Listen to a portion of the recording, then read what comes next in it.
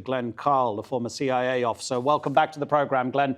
In the office, we were immediately thinking back to the 1980s and thinking, hold on, this is Afghanistan all over again. And the proxy war that the Americans and the Russians were conducting there, with the Americans sending all of this weaponry to the Mujahideen, the freedom fighters who were fighting the Russians.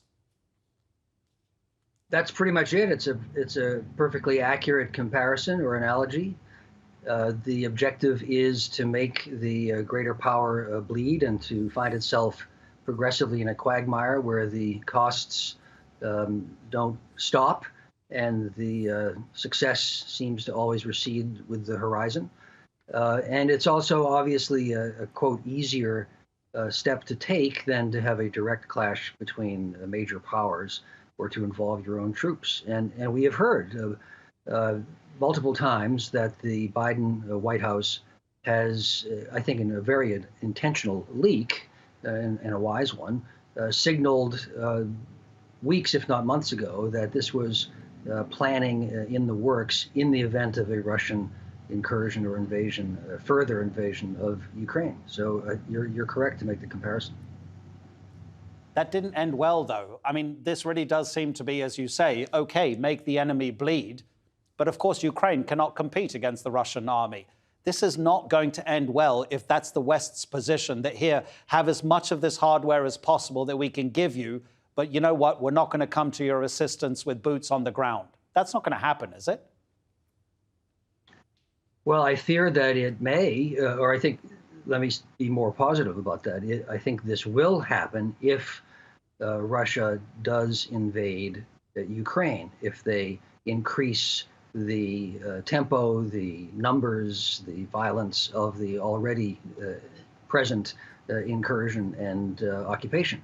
It is the strongest option short of direct military confrontation and not end well. I mean, I think, gosh, any conflict will end poorly, no matter who's the victor, I suppose. But the support for the Mujahideen in Afghanistan was for a resounding success, since the objective was to hurt the Soviet Union and force it ideally to leave, which is what occurred. In this instance, it would be to make the Russians rue the decision to try to swallow Ukraine. Yeah, OK, I totally accept that. The Russians had to withdraw because they couldn't take the fight that was happening in Afghanistan. But of course, the Mujahideen, who were the good guys then, most of them turned into the Taliban, who not necessarily anybody says are the good guys nowadays. Glenn, what about the intelligence in terms of the possible timing of Russian activity in Ukraine? Because there is an issue, isn't there, about winter and about the hard ground and how tanks might not be able to manage in the spring. Can you tell us a bit about that? Well, I can't tell you too much about that firsthand. I'm not a military strategist or planner for heavy armor and so on. My work did focus more on the kind of activities we were talking about, support to guerrilla fighters rather than to conventional forces. But the Russians are masters. You know, they are as professional as anyone in the world and will have factored the weather into their planning. My sense, and I've said publicly from the beginning of this most recent increase in tension, is that on balance, I think that it's unlikely Putin would invade because the costs will be high.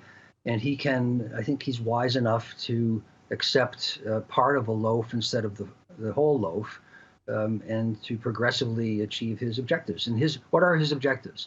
To reassert, if not sovereignty, certainly hegemony over what's now called Central Europe, and the Ukraine being a traditional center, the heart, birthplace of the Russian culture 1,000 years ago.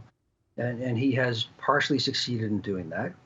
He has won a de facto pledge by the United States and NATO not to use their militaries. And he has won a de facto pledge that Ukraine will, in no projectable future, become a member of NATO. The one thing he seems not to have achieved so far is an explicit pledge, which isn't going to come from Brussels and Washington and Bonn, not Bonn, of course, Berlin, that under no circumstances ever would Ukraine become a member of NATO. NATO won't say that, but de facto, I think Putin has achieved a good deal already of his objectives. Glenn, you know what? We started with a historical perspective about the 1980s, so you're forgiven for going back to that time and mentioning Bonn. Always appreciate your analysis. Glenn Carle speaking to us from the United States. I'm dating myself.